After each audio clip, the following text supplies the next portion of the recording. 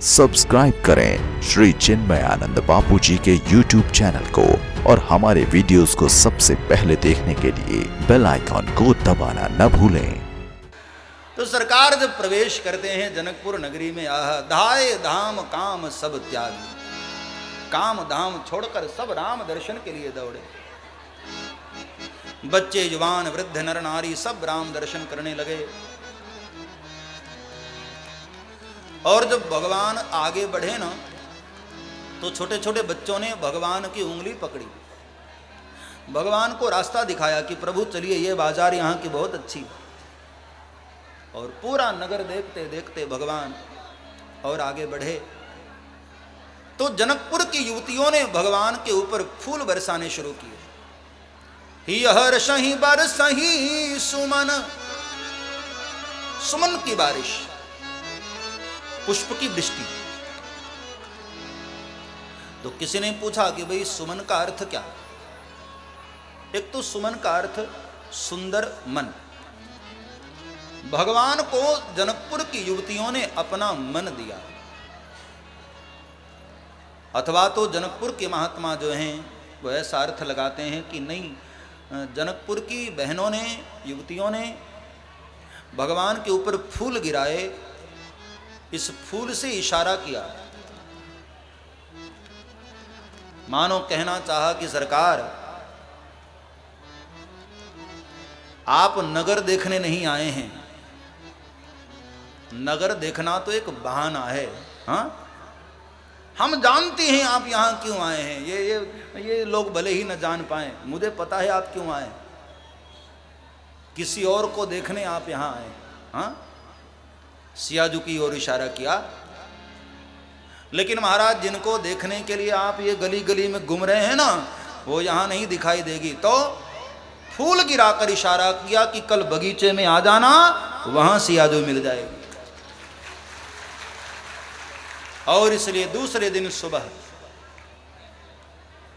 समय जानी गुरु आय सुपाई, समय जानी गुरु आय सुपाई, समय जानी गुरु आय सुपाई, समय जानी गुरु आय सुपाई।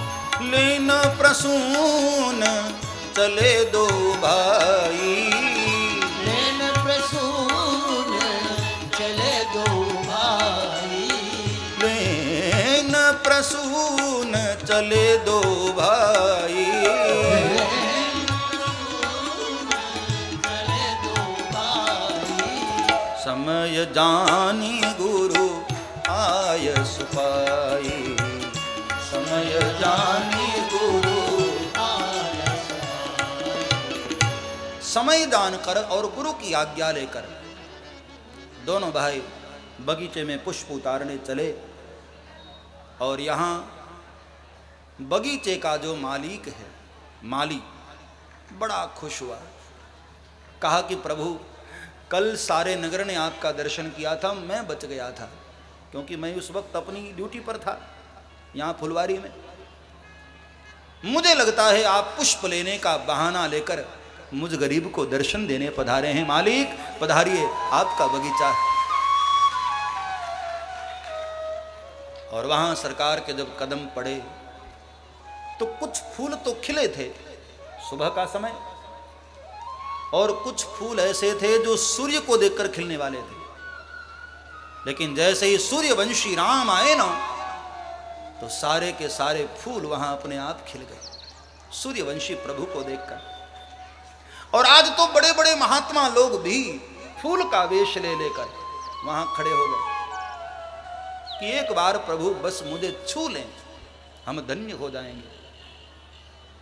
और सरकार के कदम बगीचे में पड़े, चारों ओर मानो हरियाली आ गई, मानो वसंत आ गई हो वहां।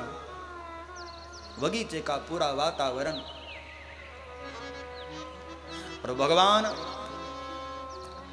फूलों के साथ साथ चारों ओर ढूंढ रहे थे, उनकी निगाहें किसी को खोज रही हैं। और फिर भगवान अपने कोमल हाथों से पुष्प उतारना शुरू किए। ध्यान में सियाजू हैं, नजरें फूलों पर हैं, चुन रहे हैं प्रभु की ये फूल लूं, नहीं नहीं ये सीता जी को शायद पसंद ना, मैं ये फूल लूं। ऐसे भगवान चुन रहे थे फूलों को। हाथ में दोना, पत्तों का दोना है और उसमें भगवान पुष्प चुन रहे हैं।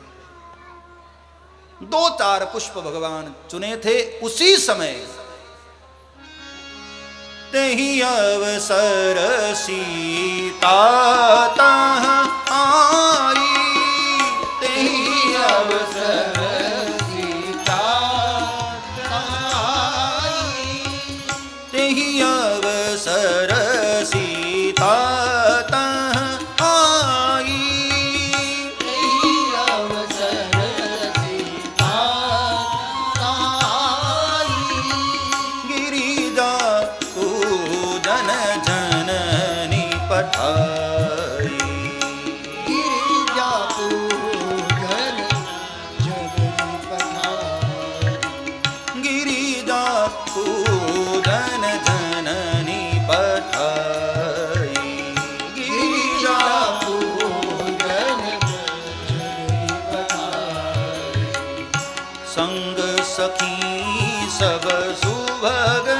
सयानी, संग सखी सुभग सयानी, गावहि गीत मनोहर बानी, गावहि गीत मनोहर वाणी, गावहि गीत मनोहर बानी, गावहि गीत मनोहर वाणी, गावहि गीत मनोहर बानी, गावहि गीत मनोहर वाणी, एहि अवसर सीता ताई, तेहि अवसर सीता आई, नहीं अवसर नहीं अवसर नहीं अवसर सीता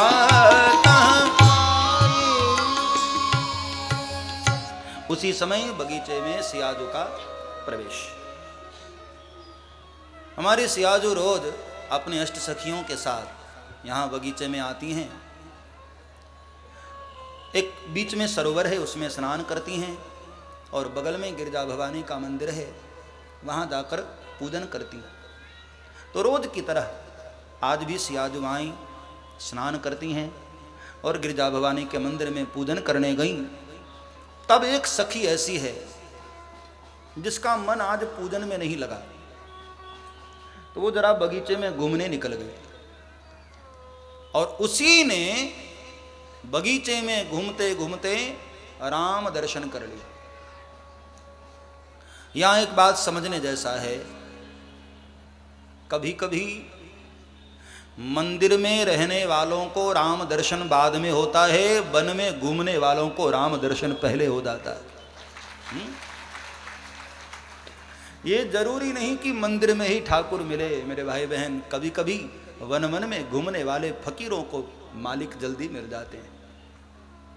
उस सखी ने राम दर्शन किया और सीता जी के पास आई और फिर कहते हैं गुरु बनकर, मैं थोड़ा संक्षिप्त में आपको बता रहा हूं, गुरु बनकर के सीता को लेकर चली है और भगवान राम यहाँ पुष्प उतार रहे थे। अचानक सीता जी की आभूषणों की खनक भगवान के कान में गई और जैसे कोई मृगा कोई सड़बड़ाहट की आवाज पाकर चारों ओर देखने लग जाती है, ऐसे भगवान राम आभूषणों की खनक सुनकर कमर की करधनी, हाथ के कंगन और पग के नूपुर, ये आभूषणों की आवाज आ रही थी और भगवान विचलित होकर चारों ओर देखने लगे और फिर लक्ष्मण का हाथ पकड़कर कहा, लखन सुनो, ये आवाज कैसी आ रही है?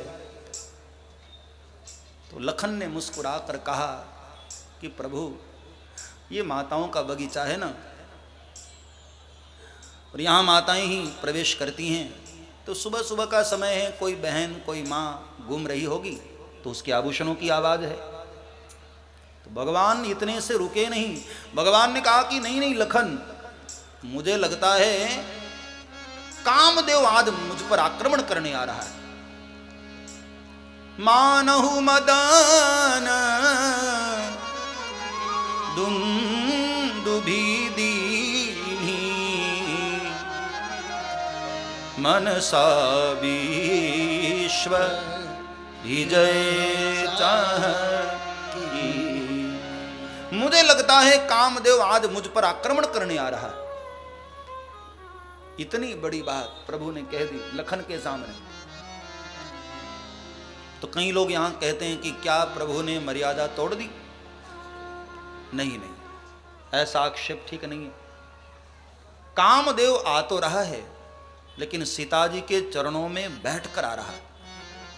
और दुनिया का बुरा से बुरा व्यक्ति भी भक्ति के चरणों का आश्रय लेकर भगवान के पास जाए तो भगवान उसकी प्रशंसा कर ही देते हैं। इसलिए ठाकुर ने आज उसकी तारीफ की।